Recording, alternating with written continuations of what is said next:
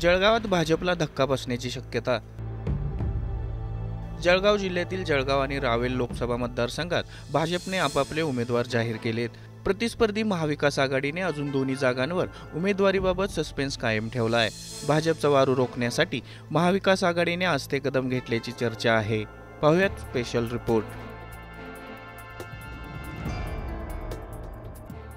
लोकसभा निवडणुकीच्या पार्श्वभूमीवर राजकीय वातावरण तापायला सुरुवात झाली आहे। जळगाव जिल्ह्यातील जळगाव आणि रावेर लोकसभा मतदारसंघात भाजपने उमेदवारांची घोषणा केली आहे। जळगावमध्ये विद्यमान खासदार उन्मेष पाटलांचा पत्ता कापून माजी आमदार स्मिता वाघ यांना तर रावेरमधून रक्षा खडसेंना तिसऱ्यांदा उमेदवारी दिली आहे। पण या दोघांविरुद्ध महाविकास आघाडीने अजूनही आपले उमेदवार जाहीर केलेले नाहीत।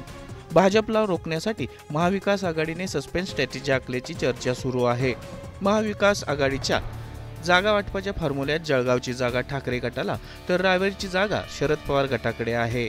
दोन्ही पक्ष उमेदवारांची कसून चाचपणी करतायत। तिकडे महायुतीचे नेते याच मुद्द्यावर मवियावर टीका करताना दिसतायत।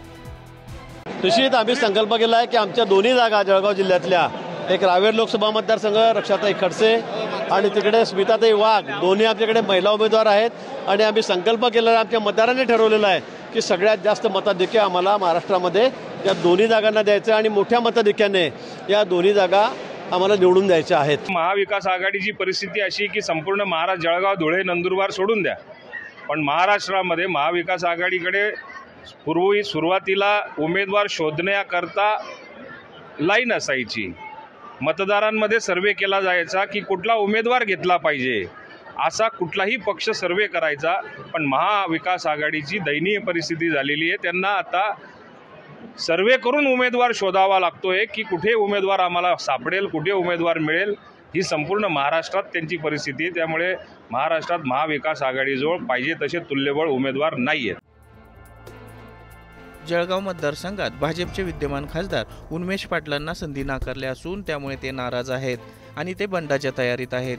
हीच संधी साधून भाजपला धक्का देण्यासाठी शरद पवार आणि उद्धव ठाकरे यांच्यात गुप्त खलबतं सुरू आहेत। उन्मेष पाटलांच्या मदतीने पारोळ्याचे भाजपचे माजी नगराध्यक्ष करण पवार यांना गळाला लावण्याची चर्चा आहे। उन्मेष पाटलांची नाराजी आणि करण पवार हा एक मोठा चेहरा असल्याने स्मिता वाघांना मैदान मारणं सोपं नाहीये। त्यातच महायुतीत सारं काही आलबेल नाही। शिंदे गटाला अद्याप विधानसभेची हमी पाहिजे। अशा परिस्थितीत भाजपची डोकेदुखी वाढली आहे, पण कार्यकर्त्यांना सांभाळण्यासाठी महायुतीचे नेते कॅमेऱ्यासमोर साळं काही ठीक असल्याचं सांगतायत।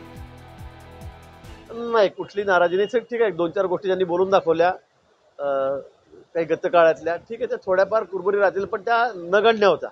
तरी पण त्यांनी सांगितलं की आम्हाला भाजपचंच काम करायचं आहे, नरेंद्र मोदींना पंतप्रधान करायचं आहे, म्हणून आम्ही सगळे कष्ट त्या ठिकाणी घेणार आहोत। पण यापुढे काही मागच्या चुका झालेल्या आहेत ते थोडं दुरुस्त करा, जेवढी अपेक्षा त्यांनी व्यक्त केली। पण कोणाचीही नाराजी नाही, कुठेही ताणतणाव नाही।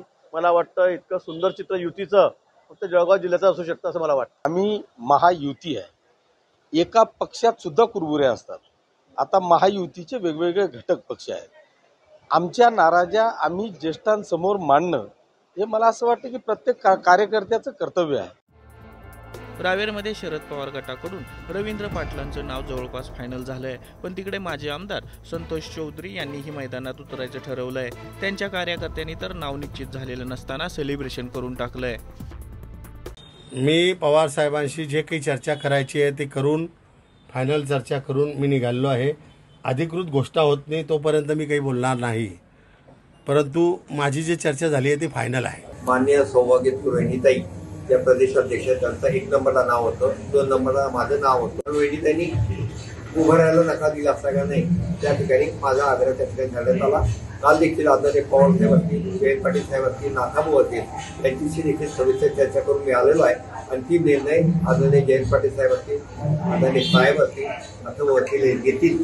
रावेरची जागा राष्ट्रवादी काँग्रेस महाविकास आघाडीच्या माध्यमातून लढणार आहोत आणि ही जागा आम्ही जिंकून येणार आहोत। स्मिता वाघ आणि रक्षा खडसेंना पक्षांतर्गत जोरदार विरोध आहे। दुसरीकडे मवियाने उमेदवारांच्या बाबतीत सस्पेन्स ठेवला आहे, त्यामुळे दोन्ही ठिकाणी काटेकी टक्कर होणार हे मात्र नक्की। विकास बदाने, टाइम्स नाऊ मराठी, जळगाव।